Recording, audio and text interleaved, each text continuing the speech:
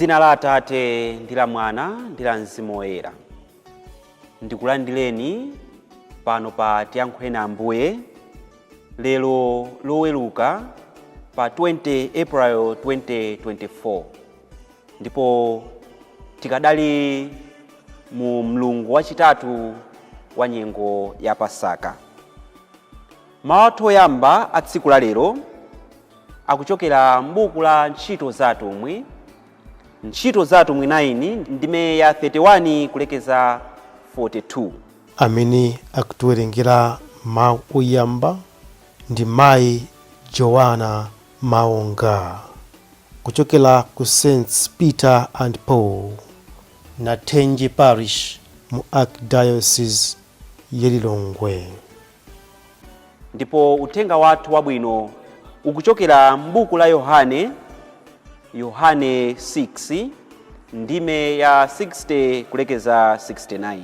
Amene akutiwerengera mawu a mthenga wabwino komanso kutigawira mawu ndi Reverend Father Charles Emmanuel Piri kuchokera ku St. Peter and Paul na Tenje Parish mu Archdiocese ya Lilongwe.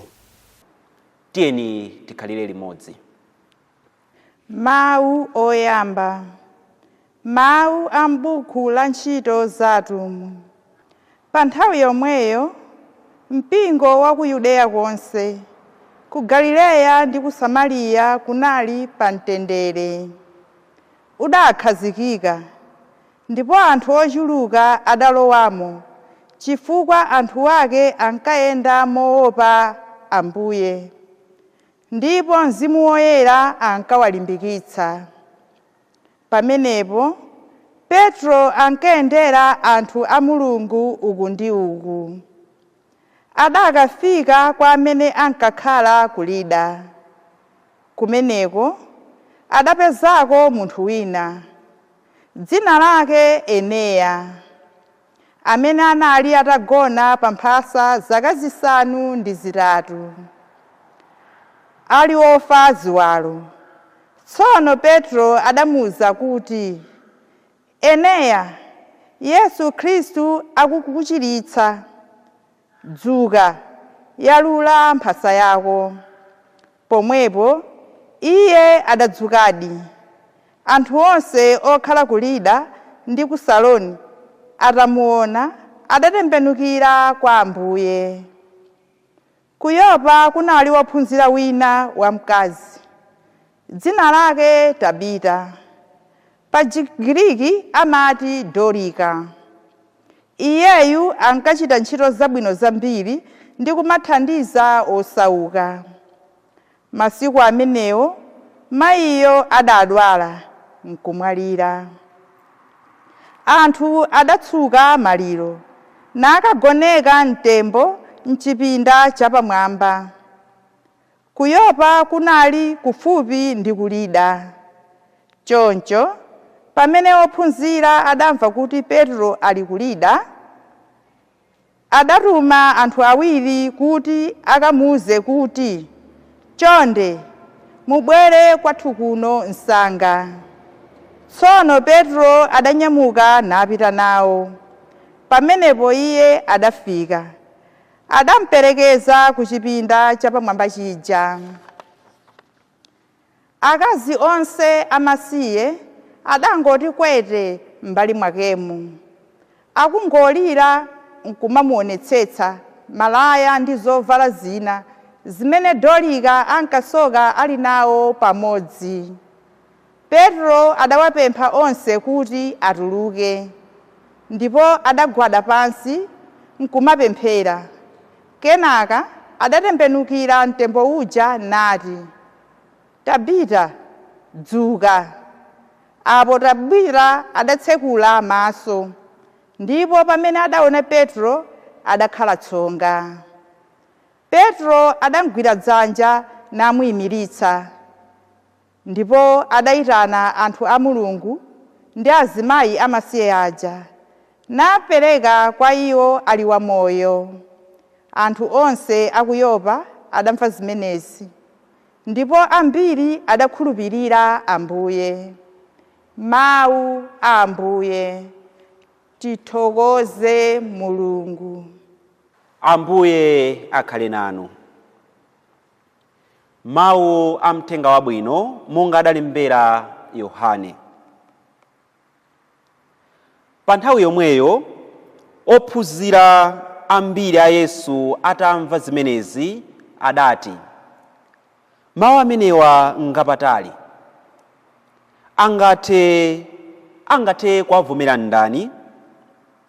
Yesu adazizwa mu mtima mwake kuti ophunzira ake akung'ung'udza za zimenezi. Tsono adawafunsa kuti, kodi zimenezi mukukhumudwa nazo? Nanga mudzatani mukadzaona Mwana wa Munthu akukwera kunka kumene anali kale? Mzimu wa Mulungu ndiwo umapatsa moyo. Mphamvu ya munthu sipindula konse.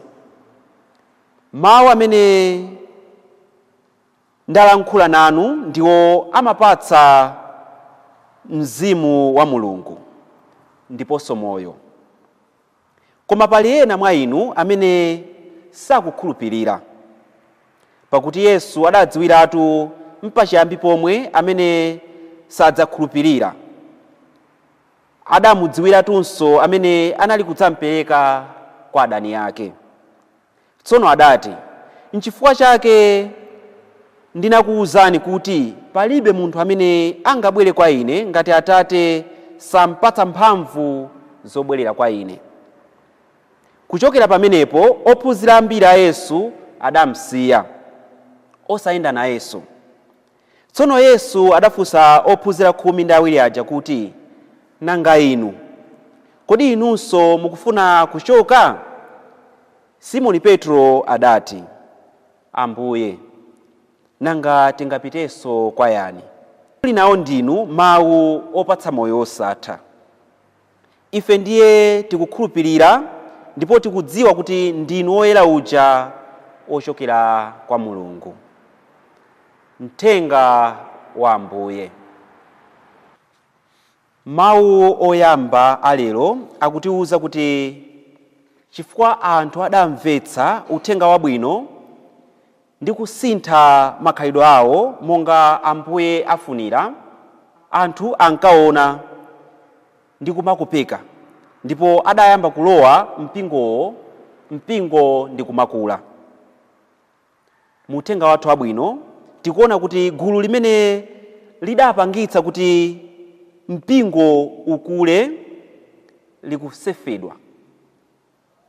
Ambuye Yesu ankadziwa kuti pakati pa gulu limene likuwatsatira pala anthu ena amene sikuti chikhulupiriro chawo nchokwanirayi, akungofuna kungoyesa kuwatsatira Ambuye Yesu, ndipo chifukwa chikhulupiriro chawo inacho osazama, pakangobwera kokhumudwitsa kochepa, anthu amenewa analokozeka kusiya ndi kuyamba kutsatira njira zina.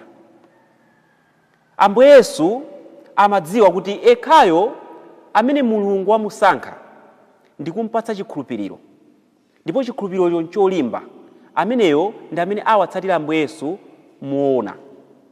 Ndipo akawatsatira Ambuye Yesu moona, ngakhale akumane ndi zokhoma zotani, ngakhale akumane ndi mavuto otani, adzazindikira kuti akutsatira Ambuye Yesu ndi cholinga, ndipo cholinga chake nchoona, ndipo maziko a chikhulupiriro chake ndi olimba. Choncho ameneyo sadzabwerera mbuyo, sadzakhumudwitsidwa, adzakokeka, adzalandira chilimbikitso kuchokera m'mawu a Ambuye Yesu, ndipo adzapita patsogolo. Lero Mulungu akufuna tisinkhisinkhe kuti kodi ifeyo pakati pa chigulu chimene chikuwatsatira Ambuye Yesu. Pa dziko lapansi pali gulu la anthu ambiri amene akutsatira Ambuye Yesu. Ena akuwatsatira Ambuye Yesu chifukwa ndi zolinga zawo. Ena akuwatsatira Ambuye Yesu chifukwa akudziwa chimene Ambuye Yesu adabwerera. Ena akuwatsatira Ambuye Yesu chifukwa Mulungu adawasankha kuti awatsatire Ambuye Yesu. Kodi ifeyo tili gulu liti? Kodi tikuwatsatira Ambuye Yesu chifukwa tili ndi zolinga zathu zapaderadera? Kodi tikuwatsatira Ambuye Yesu chifukwa tikungoyesera? Kodi tikuwatsatira Ambuye Yesu chifukwa tidampempha Mulungu kuti tiwatsatire Ambuye Yesu ndipo maziko athu ndi olimba? chifukwa ngati maziko athu ndi osalimba, tidziwe kuti tsiku lina lililonse tikadzangokumana ndi zokhoma tidzabwera mbuyo.